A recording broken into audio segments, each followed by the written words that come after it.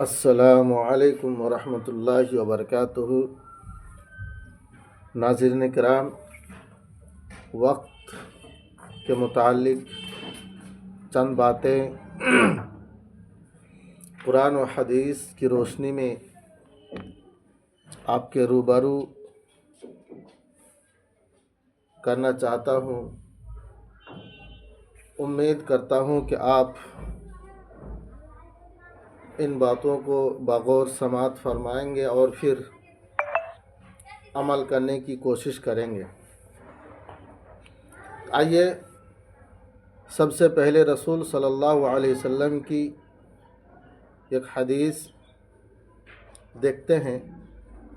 حدیث اس طرح: عن انس بن مالک رضی اللہ تعالی عنہ قال قال رسول اللہ صلی اللہ علیہ وسلم لا تقوم الساعة حتى يتقارب الزمان فتكون السنة كالشهر والشهر كالجمعة وتكون الجمعة كاليوم ويكون اليوم كالساعة وتكون الساعة كالزرمة النار۔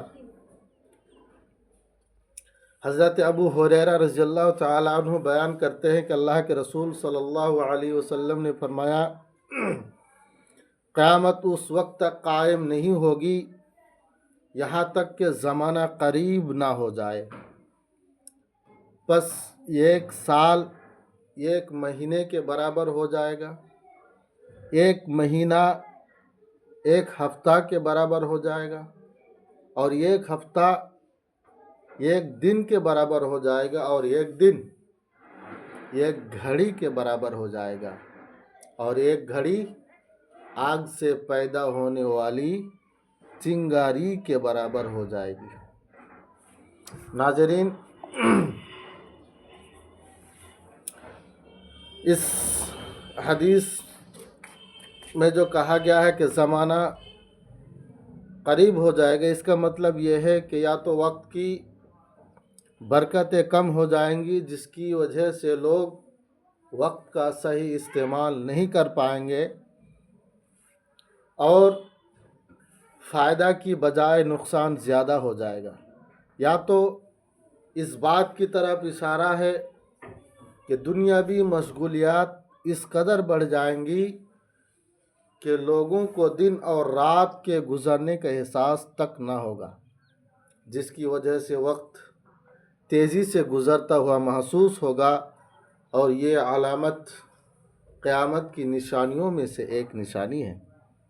اور اللہ کے رسول صلی اللہ علیہ وسلم نے آخر میں کہا کہ یہ گھڑی آگ سے پیدا ہونے والی چنگاری کی طرح ہو جائے گی۔ اس کا مطلب یہ ہے کہ وقت بہت ہی مختصر ہوگا اور بے برکت ہو جائے گا۔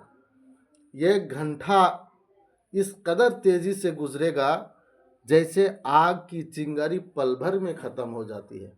اللہ تبارک و تعالیٰ سے دعا کرتے ہیں کہ اللہ تعالیٰ ہم تمام بھائیوں کو وقت کی قدر و منزلت کو جاننے اور اس کا صحیح استعمال کرنے کی توفیق عطا فرمائے، آمین۔ السلام علیکم ورحمۃ اللہ وبرکاتہ۔